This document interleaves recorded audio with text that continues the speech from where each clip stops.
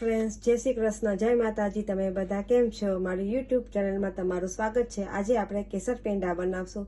કેસર પેંડા પ્રસાદીમાં પણ તમે ધરી શકો છો અને આપણે ભૂખા રહે ત્યારે પણ કરી શકીએ। તો ચાલો આપણે કરીએ। આપણે આજે કેસર પેંડા કરશું। એના માટે આ તપેલું ચડાવશું, એમાં 3 ચમચી ઘી નાખશું।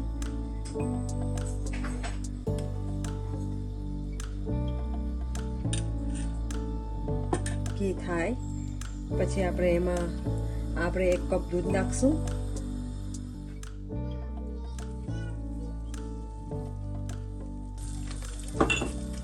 એક કપ દૂધ આપણે નાખ્યું।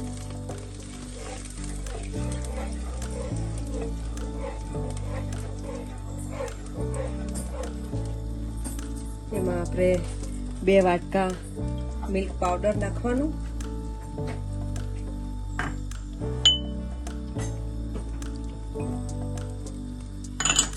મિક્સ કરશું, એને આપણે પકાવવા દેશું। આપણે આમાં કેસર નાખશું, મિક્સ કરશું જેથી કેસરી કલર આવશે।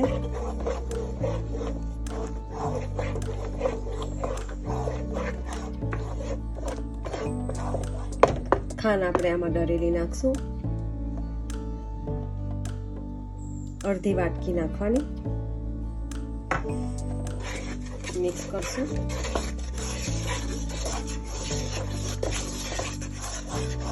આપણે કેસરના તારખા એને નીંગળીમાં ખાંડીને કરવાના, તેના રેસા અંદર ગળી જાય ને આખો કલર આવી જાય કેસરી।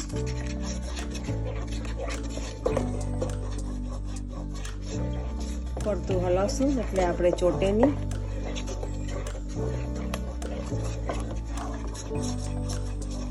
હવે આપણે એની ઉપર એલચી નાખશું,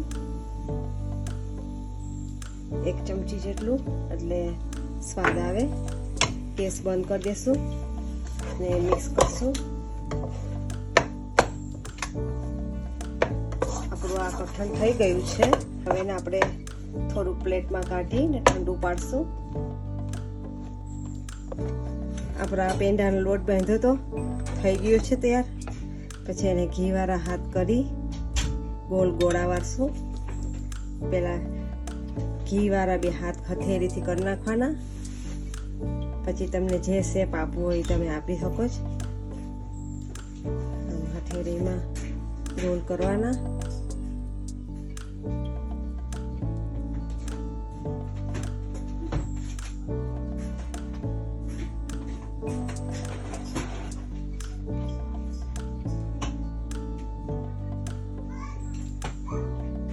એવી રીતના બીજા ગોળ કરવાના આપણે।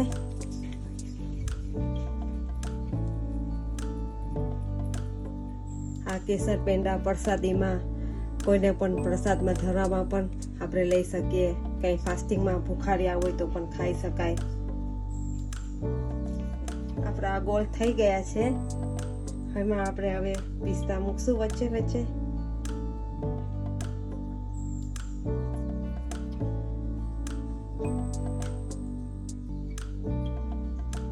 આપણા આ કેસર પેંડા તૈયાર છે। તમે ઘરે જરૂરથી બનાવજો, ટ્રાય કરજો, તમારા ફેમિલી ફ્રેન્ડને શેર કરજો। સબસ્ક્રાઇબ કરવાનું નહીં ભૂલતા, બેલ આઇકનનું બટન દબાવતા નહીં ભૂલતા।